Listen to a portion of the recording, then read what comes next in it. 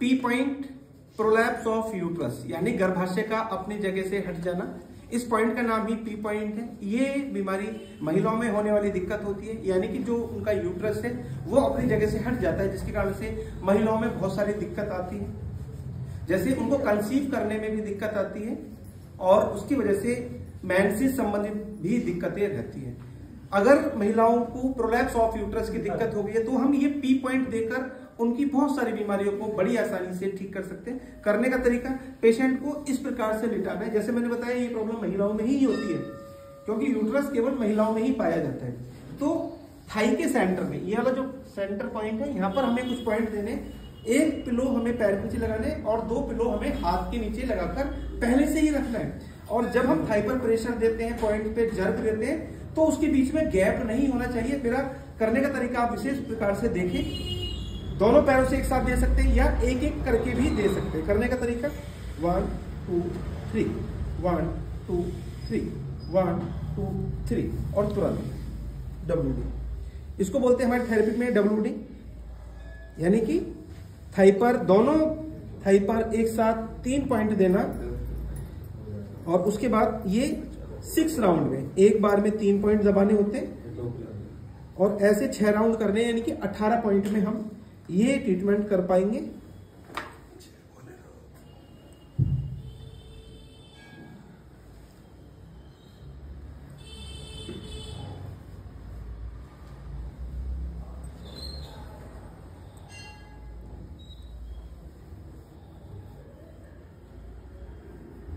हर बार 6 second रुकना है। उस पर पैर पे नहीं रुकना, उस पर केवल जर्क देना है और हाथ पर जो भी प्रेशर देंगे हर पॉइंट 6 सेकंड होल्ड करके रखना।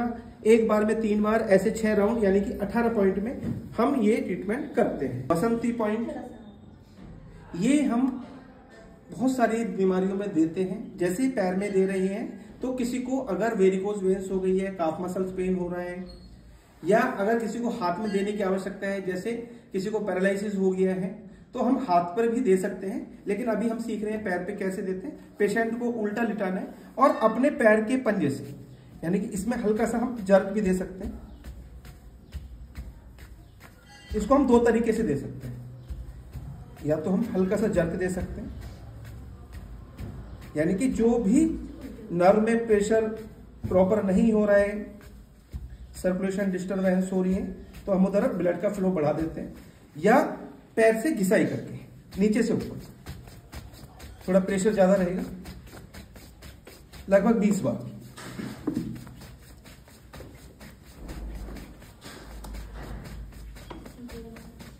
इसे बोलते हैं वसंती पॉइंट, शुक्ला पॉइंट। ये हम उस व्यक्ति को देते हैं जिसको पैरालिसिस हो जाते हैं, चाहे लेफ्ट साइड में पैरालिसिस हो या राइट साइड में पैरालिसिस हो, हाथ में पैरालिसिस हो, किसी को पैर में पैरालिसिस हो। तो जहां पे भी रिक्वायरमेंट है, जिसको भी लगता है कि हमें इनको हाथ पे देना है, तो हाथ पे भी दे सकते हैं और पैर पे भी दे सकते हैं। करने का तरीका, हमें इस प्रकार से साइड में बैठे आराम से अपने अंगूठे और उंगली को इस प्रकार से रखना है। पूरे हाथ को इस प्रकार से क्लॉकवाइज करते जाना। प्रेशर मीडियम रहेगा, बहुत ज्यादा ना हो, क्योंकि जिसको इधर सेंस नहीं होती, पैरालिसिस में क्या होता है कि ब्लड का सर्कुलेशन नहीं हो रहा होता, तो उनको ये चुभन ज्यादा लगती है। इसे बोलते हैं पैरालिसिस क्लॉकवाइज। उसके बाद हाथ में अपनी उंगलियों को इस प्रकार से रखना है और इसको इस प्रकार से रोटेट करना है 10 से 15 बार। ये आप कम ज्यादा भी कर सकते हैं। ये फिजिकल पॉइंट है, इसमें जो भी आप ऐड कर सकते हैं वो कर सकते हैं, जो भी करना चाहें। इसको आप ऊपर नीचे भी कर सकते हैं।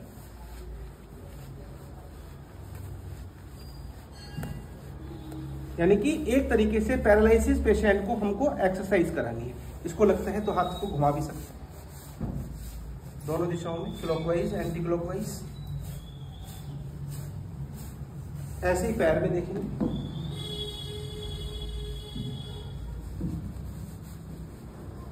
नीचे से ऊपर, ऊपर से नीचे, कंटिन्यू करते रहना।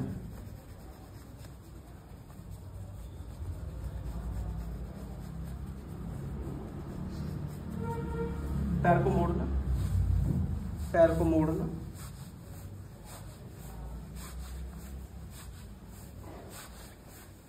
ये सब शुक्ला पॉइंट का पार्ट्स है। फिर इसको आप और अच्छे से जो भी आप इसमें इंक्लूड करना चाहें अपनी तरफ से कर सकते हैं। फिर इसको घुमा भी सकते हैं।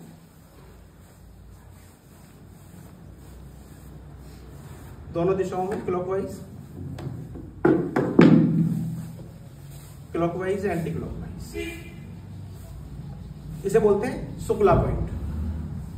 बैक ऑफ नी घिसाई, जिसको घुटने में दर्द होता है उसके लिए हम ये ट्रीटमेंट करते हैं, यानी कि घुटने के पीछे वाला जो ये पार्ट्स है, यहाँ की जो नर्व्स हैं उसमें सर्कुलेशन नहीं हो रहा, तो हम ये पॉइंट देख के उधर ब्लड सप्लाई बढ़ा देते हैं, ब्लड का सर्कुलेशन बढ़ा देते हैं। करने का तरीका, थोड़े प्रेशर के साथ 20 टाइम्स हमें इधर घिसाई करनी है। ऐसे दूसरी साइड। ये घुटने दर्द वाले को देते हैं, किसी भी प्रकार की घुटने में दिक्कत है तो इस पॉइंट का नाम ही बैक ऑफ नी घिसाई है, यानी कि घुटने के पीछे 20 बार घिसाई करना।